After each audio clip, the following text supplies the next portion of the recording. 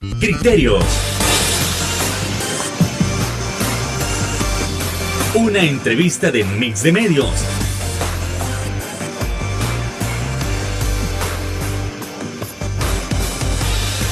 Que aborda frontalmente los problemas de El Salvador con los verdaderos protagonistas y plantea soluciones.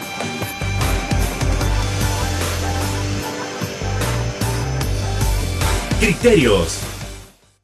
¿Qué tal? Muy buenas noches, sean bienvenidos a una nueva emisión aquí en su programa Criterios, como siempre, para hablar de esos temas tan importantes que están aconteciendo a nivel nacional e internacional.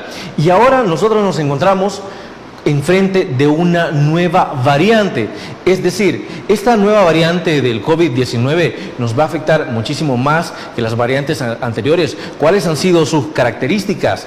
Y además de ello, ¿cuáles son las medidas que poco a poco se han ido reduciendo en El Salvador? Es decir, ¿esto se hace porque se le ha perdido el miedo al COVID? ¿O por qué otras razones hemos reducido esas medidas de precaución? Para ello, eso y más, estaremos analizando cada criterio con nada más y nada menos que el doctor Emilio Salazar. Muy buenas noches, doctor. Encantado de tenerlo nuevamente con nosotros. Muy buenas noches y gracias a todos nuestros televidentes que vamos a brindar hoy información muy importante que yo sé que va de ser mucha utilidad para todo el país. Desde luego, doctor. Y precisamente vamos entrando en materia y sé que muchísima gente ya puede estar cansada de que cada tantos meses dicen, bueno, aparece una nueva variante y dentro de 2 meses, pero si hace 2 meses apareció una nueva y hoy otra y en 2 meses probablemente va a aparecer otra. Pero es que en efecto así es como ha ido evolucionando este virus. Y ahora nos damos cuenta que fuera de Omicron, que fue la última variable, hay otra que podría ser hasta más contagiosa. ¿Cuáles son las características de esta nueva variable, doctor? Realmente tenemos que comprender que los virus no son organismos con vida, sino que la forma más primitiva en la humanidad, en el planeta. Un virus realmente es una cadena, es una secuencia, es un mensaje de ARN mensajero que nuestra célula en un organelo lo interpreta y genera una propia copia de este mensaje y así es como se va replicando este virus. En la medida que haya más replicación, puede haber errores. Es como que usted inserte una memoria USB en su computadora y la computadora extraiga ese programa, ese lenguaje. La diferencia es que la computadora jamás se va a equivocar en la copia. En el ser humano, a nivel del ribosoma, esta secuencia se copia y puede tener errores. Cuando surgen estos errores, aparecen las variantes.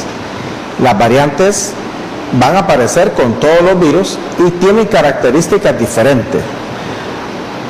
La biología de un virus le hace entender en la evolución a los virus de que para poder persistir en el planeta tienen que ser menos agresivos. Es algo que la naturaleza hace.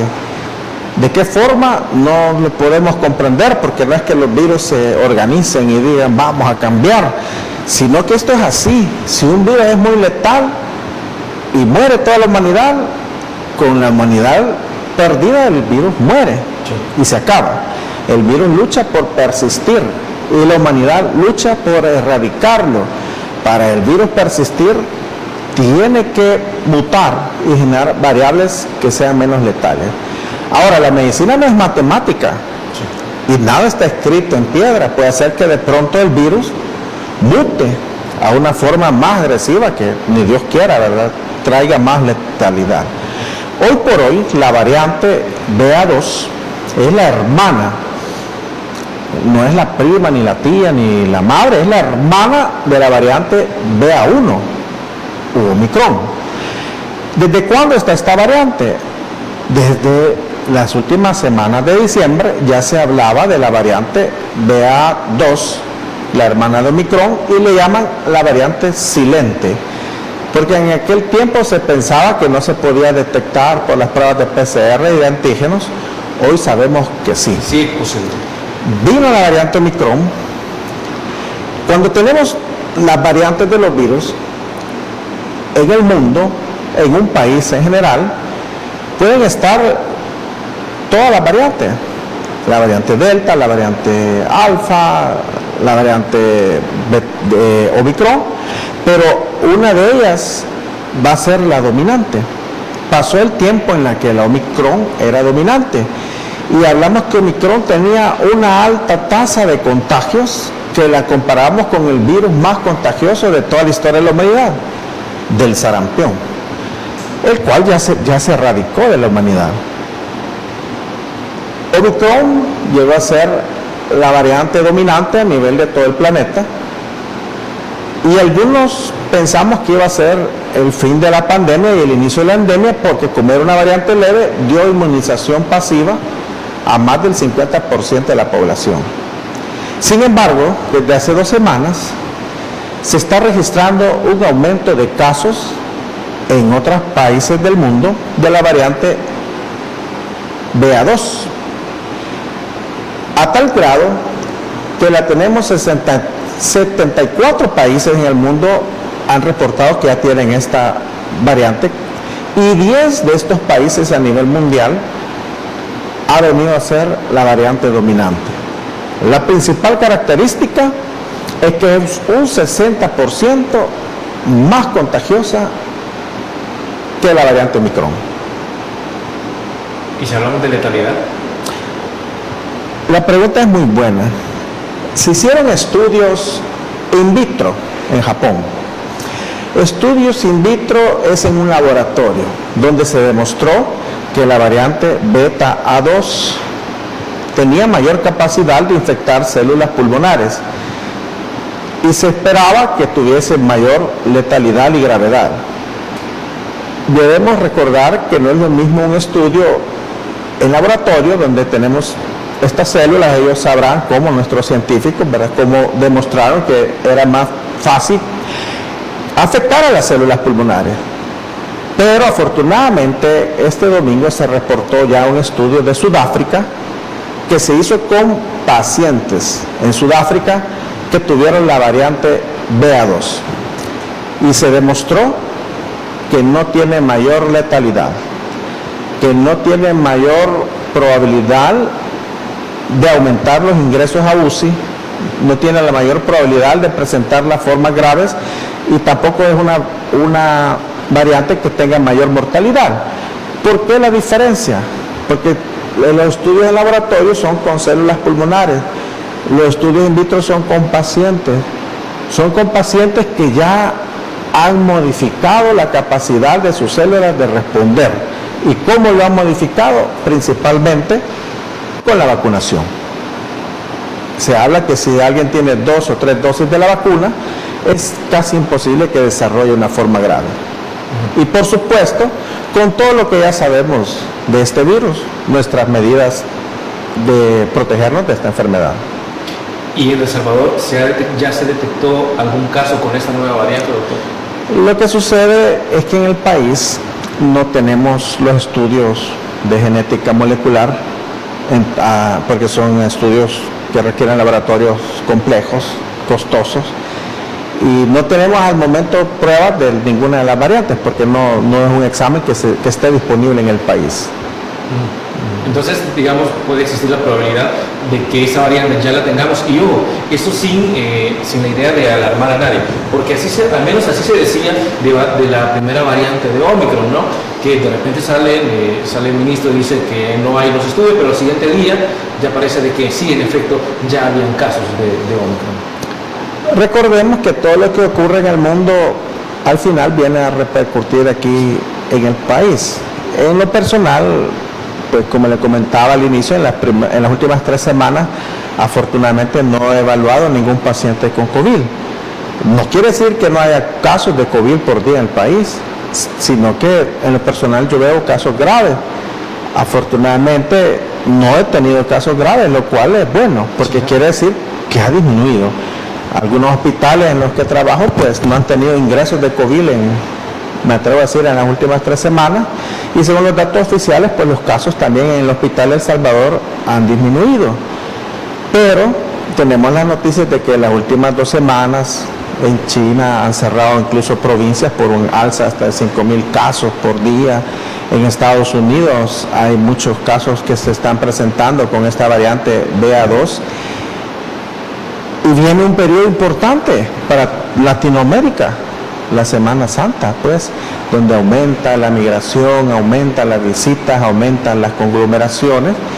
Y aunque la variante BA2 no es una variante que se espere que sea letal ni que traiga alta mortalidad, recordemos lo que dije al inicio. En la medida que más se replique un virus, tiene mayor probabilidad de mutar a una forma grave.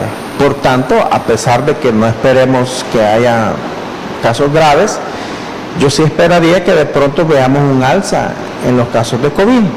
¿Y qué conclusiones podemos sacar de esto? Bueno, principalmente, a 2 años de la pandemia, la principal arma que tiene el mundo para erradicarla es la vacunación. Y lo otro, que aunque las autoridades, porque sabemos que en Europa ya hay lugares donde han quitado todas las restricciones, aunque hay lugares donde ya no sea obligatorio el uso de la mascarilla, hacer un llamado a nuestro sentido común y de autoprotección. Si en algún momento ya no es obligatorio la mascarilla, pues somos libres de protegernos y ocuparla. Estas medidas realmente no solo nos protegen de COVID, sino nos protegen de todas otras neumonías, ¿verdad? Recordemos que hay tantas enfermedades respiratorias, desde la faringoamigdalitis aguda, las neumonías por H1N1, H1N3, etcétera, y tantos virus que podemos adquirir por respirar el aire contaminado por el humo, el tabaco, alguien que vaya fumando. Entonces, en un dado caso, yo reservo a nuestras autoridades las decisiones. Yo sé que hay un comité de expertos tomando estas decisiones, pero en un dado caso que se levantaran las restricciones de la mascarilla, yo recomendaría firmemente que sigamos pues cuidándonos voluntariamente, usando nuestra mascarilla, manteniendo nuestra distancia de 1.5 metros, evitando las aglomeraciones, ¿verdad? Evitando las aglomeraciones. En esta Semana Santa tenemos ya un alza que está en Estados Unidos, está en Japón, está en 74 países y por supuesto ya va a venir para acá. ¿Y cuál es el problema? Que nosotros al infectarnos podemos llevar este virus a personas vulnerables, personas inmunocomprometidas, personas de tercera edad. Y hago un llamado a la calma, a que estemos tranquilos, a que confiemos en Dios, a que sepamos que tenemos cómo combatir esta enfermedad, pero también a la responsabilidad del autocuidado. Desde luego. Doctor, nos vamos a trasladar a nuestra primera pausa comercial, pero le dejo plantear la pregunta. ¿Por qué han disminuido los niveles de vacunación? ¿Es que acaso estamos perdiendo el miedo? Bueno, eso luego de la pausa comercial. No nos cambie, ya volvemos.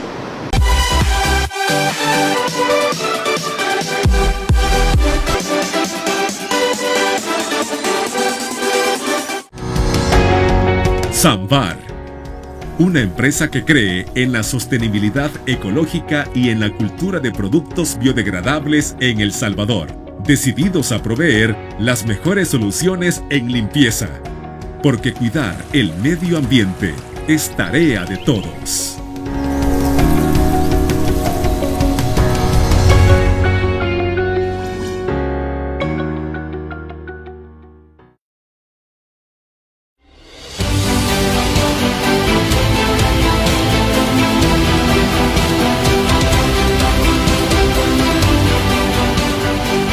Nuestro compromiso, nuestra pasión, son algunas de las cosas que nos caracterizan como salvadoreños.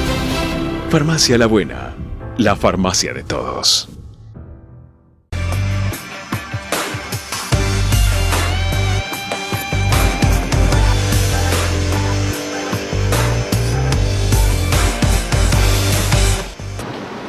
Continuamos aquí en su programa Criterios para seguir analizando el nuevo caso, más bien la nueva variante que ha aparecido del virus COVID-19.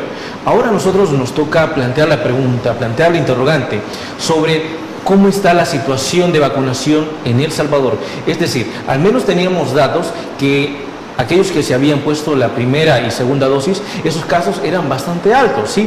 Pero respecto a la tercera dosis, los niveles de vacunación han disminuido. Pero han disminuido, ¿por qué? Porque el Estado ya no promovió medidas, ya no promovió una campaña de vacunación. Pues porque las y los salvadoreños le hemos perdido el miedo al COVID-19. Doctor, Emilio. Sí, realmente hay varios fenómenos asociados, ¿verdad? Principalmente lo que llaman los psicólogos la fatiga pandémica. Vamos a 2 años y todos estamos cansados ya de usar mascarillas, estamos cansados de la distancia social, de no abrazarnos, de no darnos la mano y por supuesto estamos cansados de escuchar la vacunación probablemente. Ahora bien, debemos saber que desde el inicio de la vacunación se estimaba que tenía que estar el 60% de una población vacunada para asegurar la erradicación del virus y asegurar la erradicación de la pandemia. La principal arma, la principal estrategia que tiene el mundo hoy por hoy es la vacunación. Pero debemos de recordar que hay mucha gente que aún no está vacunada. Y voy a hablar primero a nivel mundial, ¿verdad?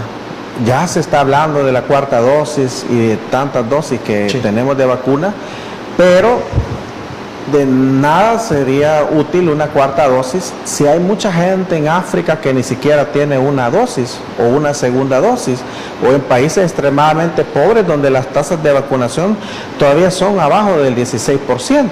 Aquí tenemos buenas tasas de vacunación, pero como que ya cuando comparamos la segunda dosis y la tercera dosis, el porcentaje de población vacunada disminuye y la meta es llegar al 60% con la tercera dosis.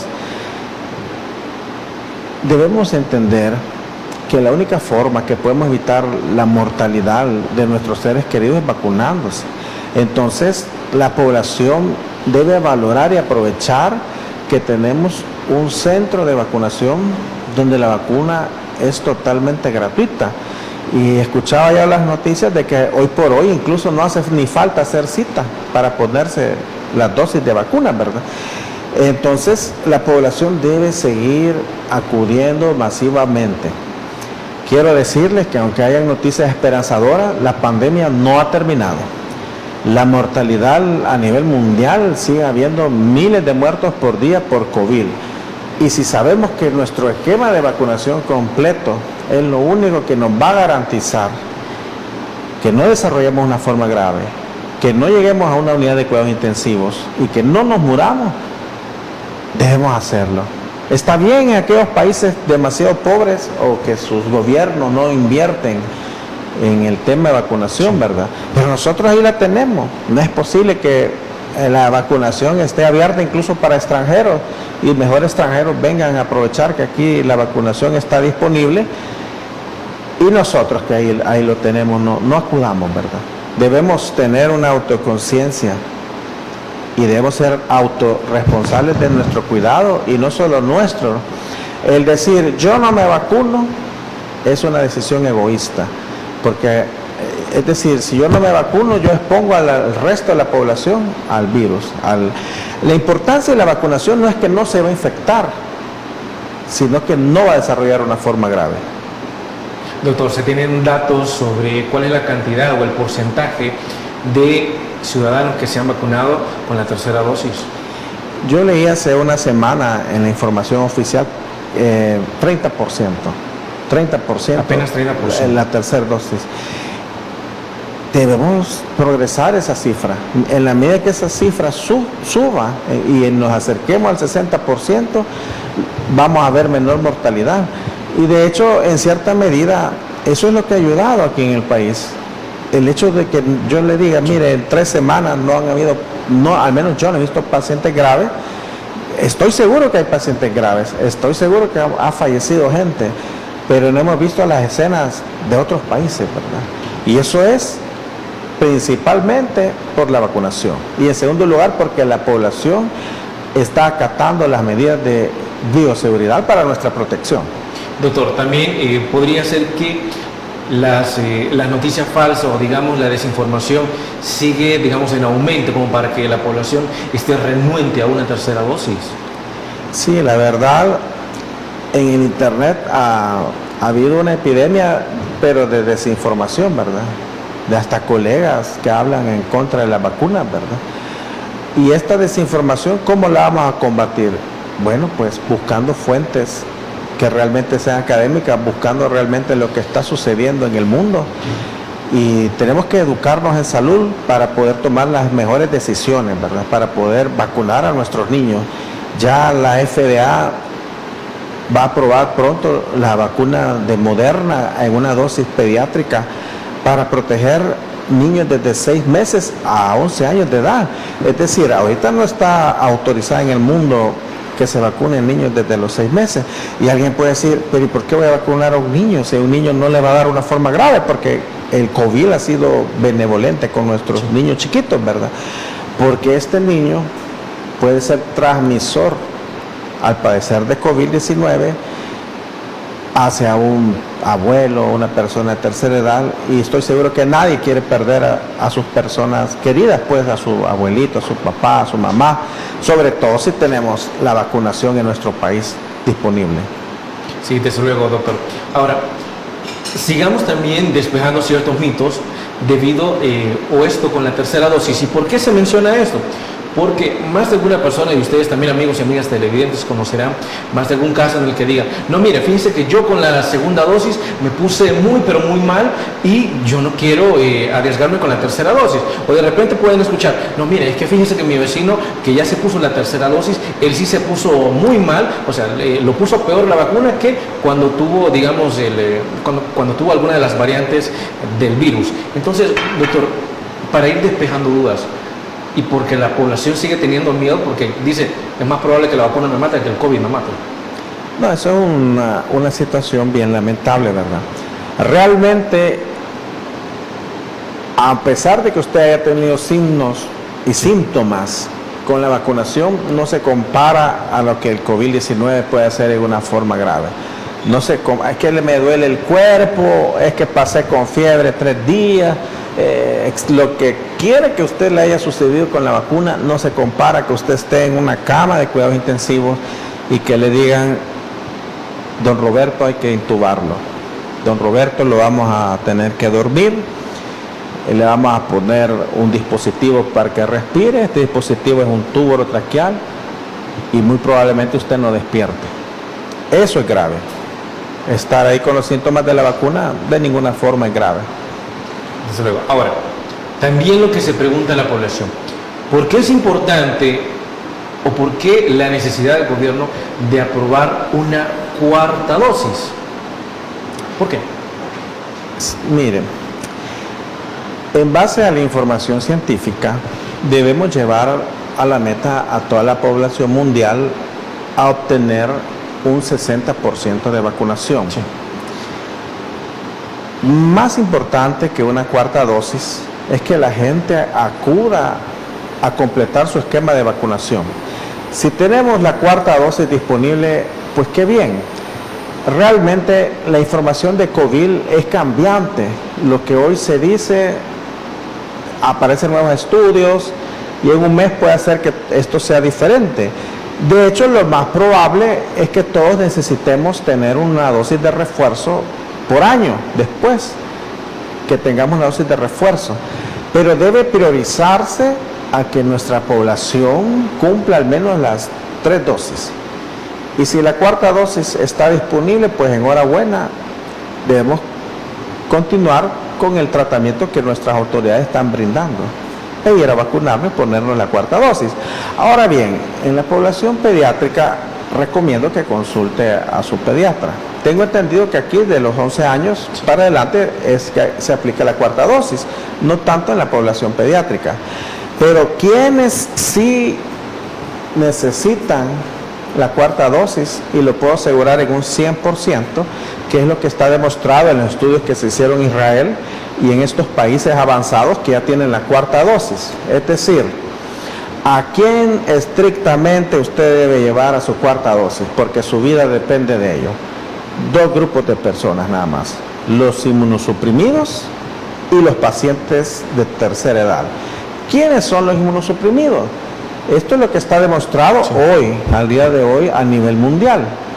Los pacientes diabéticos, los pacientes que tienen algún inmunocompromiso, que tienen cáncer, que tienen tratamientos con medicamentos inmunosupresores por diferentes circunstancias. Pacientes inmunodeprimidos y pacientes arriba de 65 años. está plenamente indicada en base a toda la comunidad científica internacional que deben sí o sí cumplirse la cuarta dosis lo antes posible. Ok, doctor, es momento de trasladarnos a nuestra siguiente pausa comercial y como siempre dejamos planteada la pregunta: ¿qué está ocurriendo con las medidas de bioseguridad que al menos en muchos centros comerciales y diversas empresas nosotros ya no las podemos ver? Esto luego de la pausa comercial.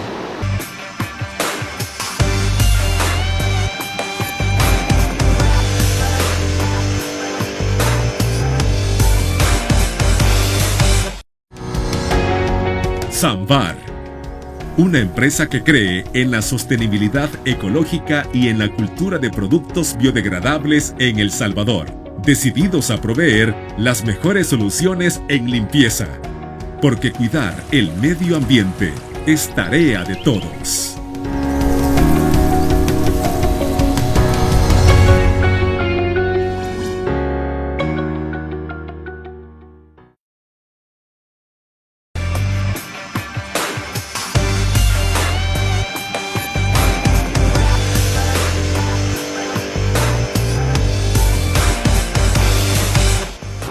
Desde luego que es evidente que al principio de la pandemia se puso como regla que toda empresa, todo centro comercial o al menos todo centro académico debía tener todas las medidas de bioseguridad, es decir, al menos aplicarse el gel, debían tener el gel, debía tomarse la temperatura, debían mantener la distancia y desde luego tener la bandeja para que usted pudiera poner sus zapatos, ¿no? También ahí desinfectarlos.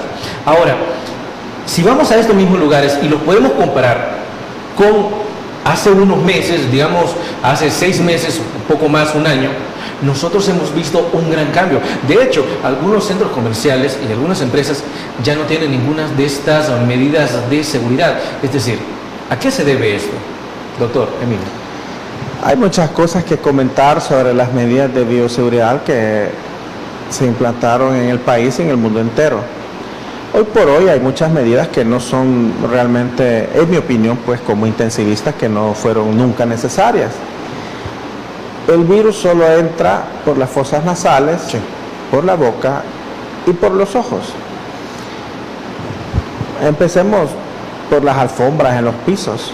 A mucha gente que dice que eso no le parecía, nunca le pareció necesario realmente y que solo lo hacía para que no le dijeran nada. Realmente, bueno, recuerde que al inicio lo bañaban a uno, sí, con amonio y un montón de situaciones, ¿verdad? En el tiempo. Algunas personas se intoxicaron de su bañarse. Exacto, todo esto se fue quitando, ¿verdad? Entonces, hoy por hoy, tener una alfombra en el piso no representa ninguna utilidad. El virus, hay que interpretar bien los hechos científicos. Es que el virus puede permanecer tantos meses en el piso. Pues sí, pero yo no voy a poner mi nariz en el piso. El virus no va a entrar por mi zapato y va a caminar y va a llegar hasta mi nariz. Entonces, son medidas, claro, en el momento todos teníamos miedo y no sabíamos qué hacer, pero a 2 años de la pandemia sabemos que esa medida no es necesaria. Ahora bien, viene la toma de la temperatura. Miren, yo he visto muchos casos de COVID severo y que han fallecido y nunca hicieron fiebre, nunca. Claro que es necesario tomar la temperatura, pero que un paciente no ande fiebre no quiere decir que no tenga el COVID. Y en segundo lugar, los dispositivos de toma de la temperatura a distancia, como los que ocupan en la mayoría de las empresas, no son exactos. Sí. A veces yo tengo personas que andan con fiebre conmigo y el 35, o no es cierto. A todos nos ha pasado. O a veces usted le toma la temperatura 33. Usted está muerto con esa temperatura si nuestra temperatura normal es 37. Es decir, la humanidad quiere protegerse, pero todavía no tenemos termómetros. Hay termómetros, pero obvio, un termómetro como los del aeropuerto, son carísimos, ¿verdad? Sí, que claro, son inequívocos. Por supuesto, el alcohol gel, que usted entre a un restaurante, póngase alcohol gel. Eso, aunque acabe el COVID-19, no debería cambiar. Si ahí nos protegemos de tifoidea, de diarrea, de rotavirus, de todo. En conclusión, hay muchas medidas que con o sin COVID deberían de continuar, pero que si no continúan, nosotros tenemos que ser responsables de nuestro autocuidado. seguir usando nuestra mascarilla, andar nuestro alcohol gel, porque no solo nos protege de COVID, sino nos protege de tantas enfermedades, y mantener la distancia social de 1.5 metros, ¿verdad? Eso universalmente va a servir, va a funcionar. Estamos en una etapa en la que estamos en pandemia, estamos en endemia, y la humanidad tiene que cambiar, ¿verdad? Tiene que cambiar y aprender a vivir con la humanidad, y ya no hacer las cosas por obligación, y ya no hacer las cosas porque así se exige, sino hacer las cosas por un autocuidado personal, como debió haber sido siempre. O sea, es decir, más por higiene.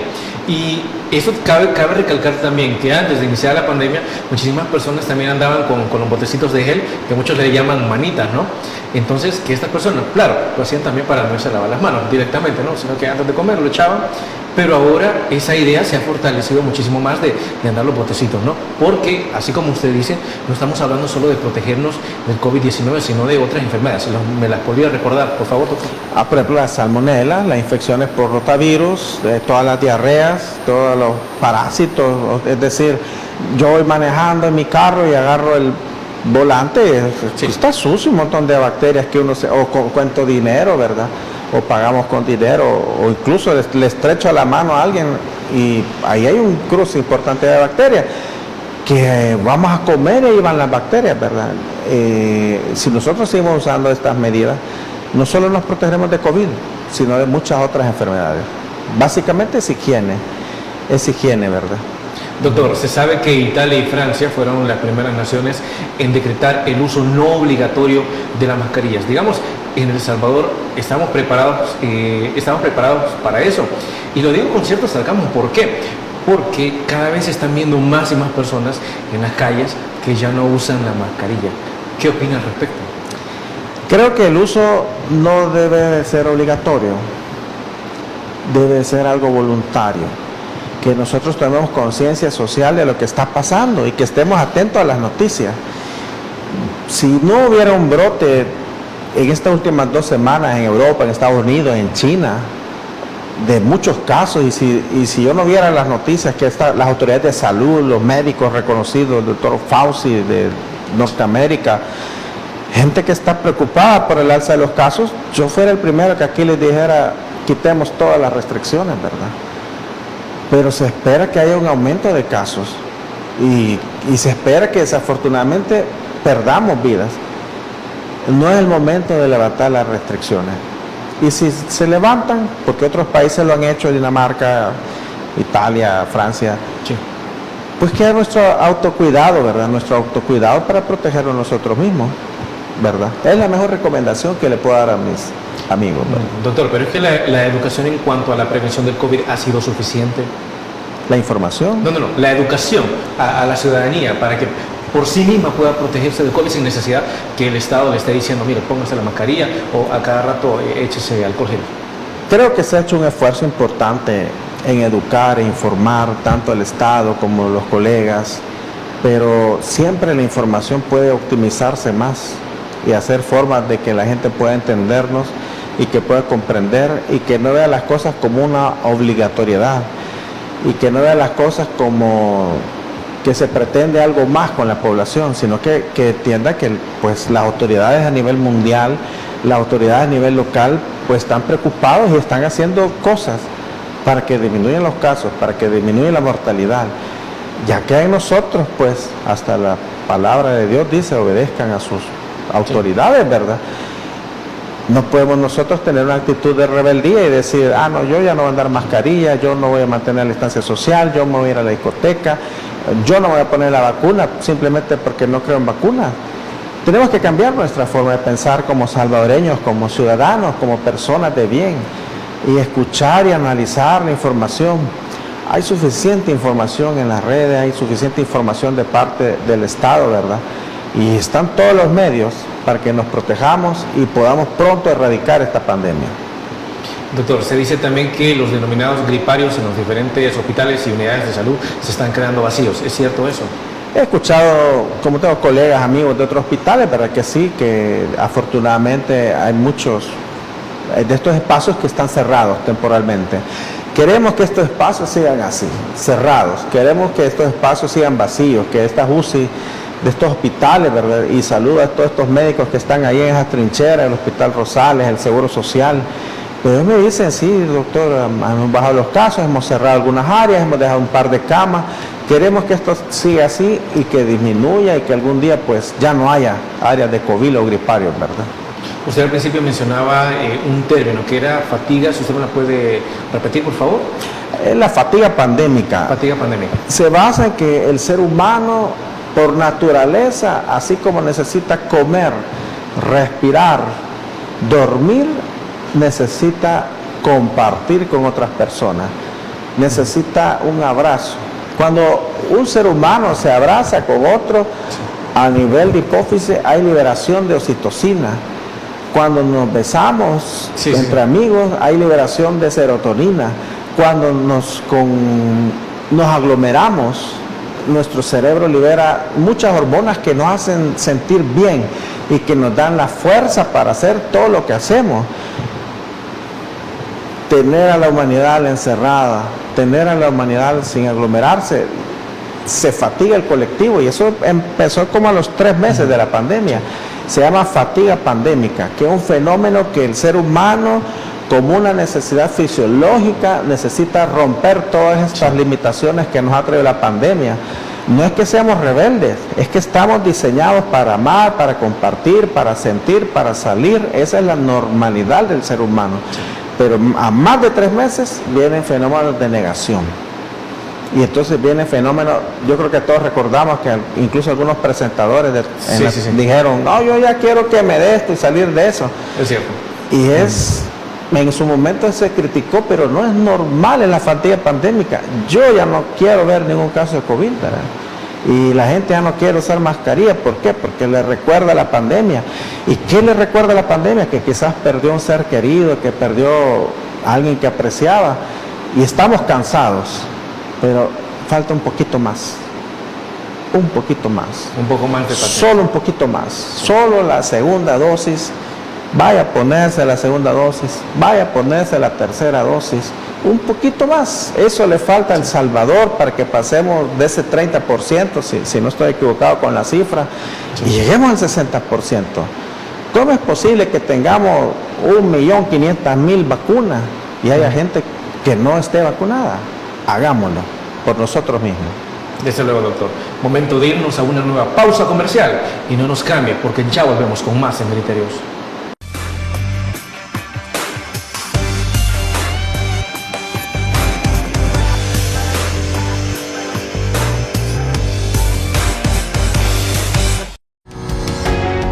Samvar, una empresa que cree en la sostenibilidad ecológica y en la cultura de productos biodegradables en El Salvador, decididos a proveer las mejores soluciones en limpieza, porque cuidar el medio ambiente es tarea de todos.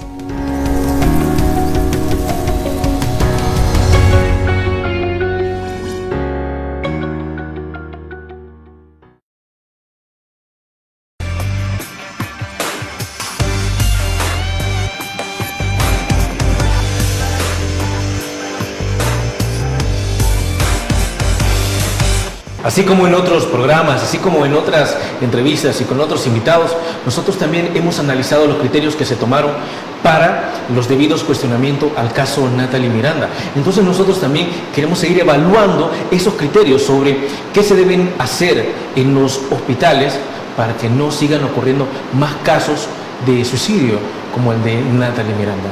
Doctor Remelín. Bueno, un caso lamentable. Con todo respeto y humildad, saludo a la familia de Natalie, ¿verdad? Sí. Mis más profundas condolencias. Pero es un caso que no debe quedar en el olvido, ¿verdad? Y que debe servir para hacer ciertos cambios en la sociedad, en nuestro país, y ¿por qué no en el mundo entero? Primero quiero decirles que la depresión mayor, el trastorno depresivo, es una enfermedad. Y cuando digo es una enfermedad, es que estoy diciendo no es una manipulación, no es que la gente quiera llamar la atención, no es que sea histrónica, narcisista, lo que se le ocurra. Es una enfermedad como la diabetes, como la hipertensión arterial, que se sube la presión arterial, hay que darle un medicamento para que la presión se baje. Se sube la glucosa, le vamos a dar insulina, metformina, lo que sea, para mantener la glucosa. Como el hipotiroidismo. ¿Qué es el hipotiroidismo? No hay suficiente hormona tiroidea. Entonces, el paciente, por la razón que sea, su tiroides no la produce. Le damos tiroxina. La depresión, hoy por hoy está demostrado que es una enfermedad, que tiene factores genéticos, sociales, etcétera, y que nuestro cuerpo es química, somos mediadores químicos. Por alguna razón, el paciente depresivo tiene bajos niveles de serotonina, entre otras sustancias. Cuando un paciente dice, me voy a morir, o dice, estoy extremadamente triste, y todavía lo publica en las redes, no está manipulando, está avisando un suicidio. Del suicidio hay dos tipos. Está el suicidio que quiere simular.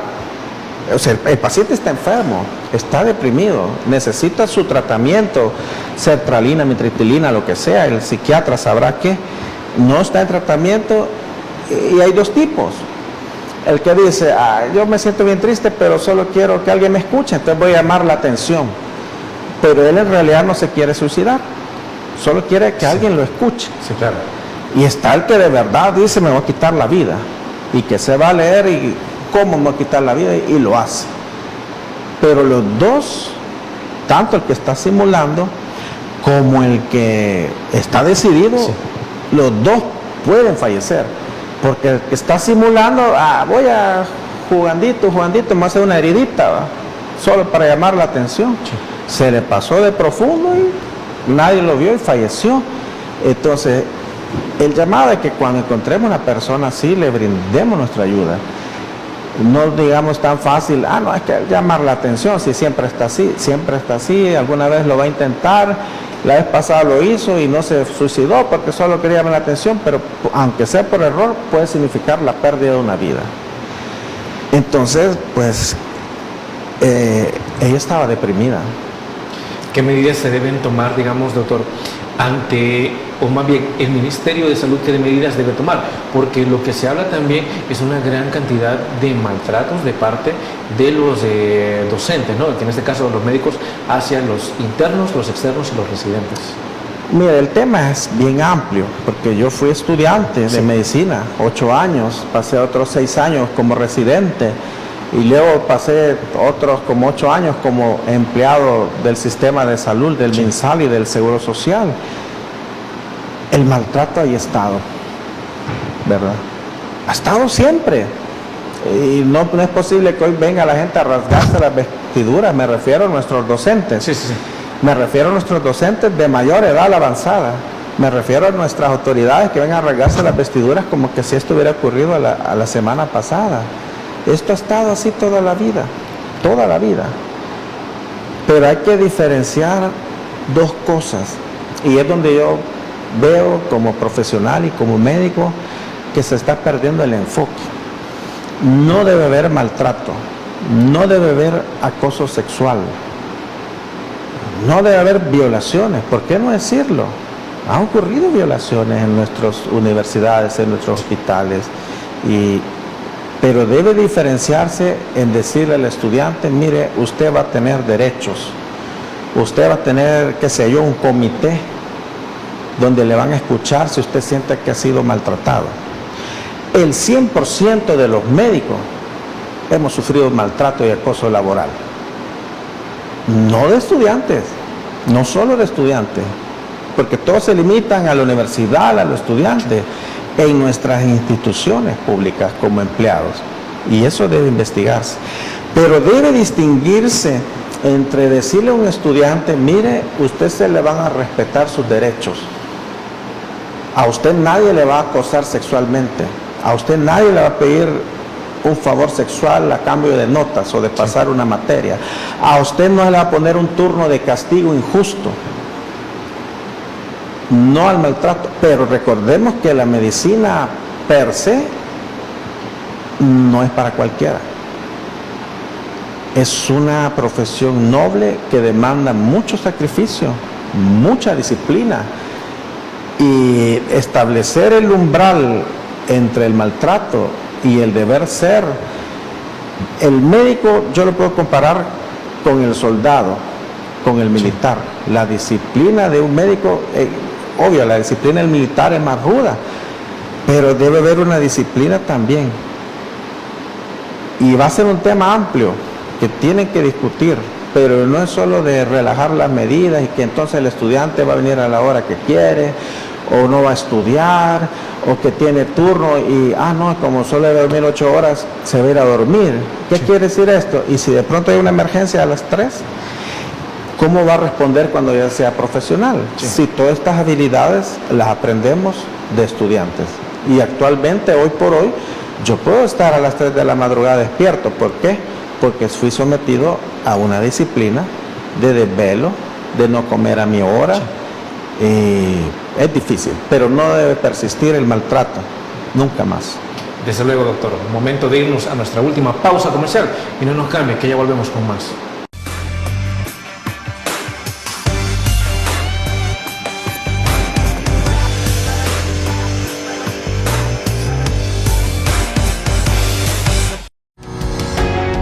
Samvar, una empresa que cree en la sostenibilidad ecológica y en la cultura de productos biodegradables en El Salvador, decididos a proveer las mejores soluciones en limpieza, porque cuidar el medio ambiente es tarea de todos.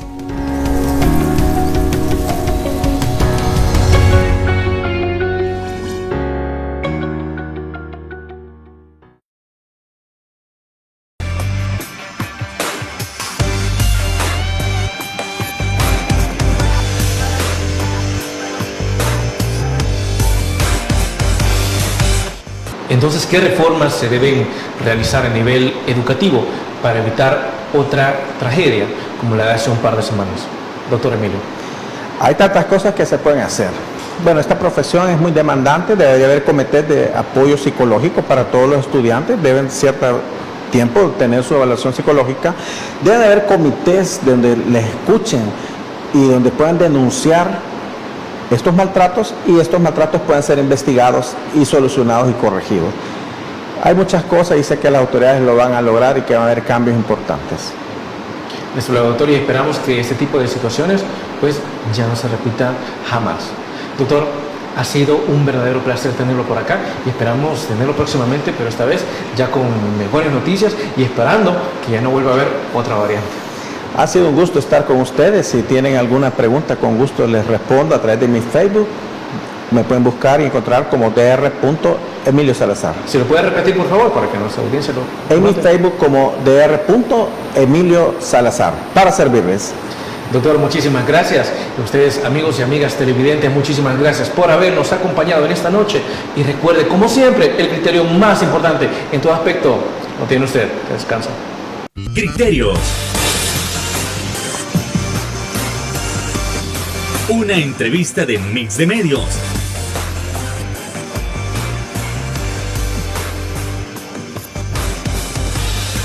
Que aborda frontalmente los problemas de El Salvador con los verdaderos protagonistas y plantea soluciones.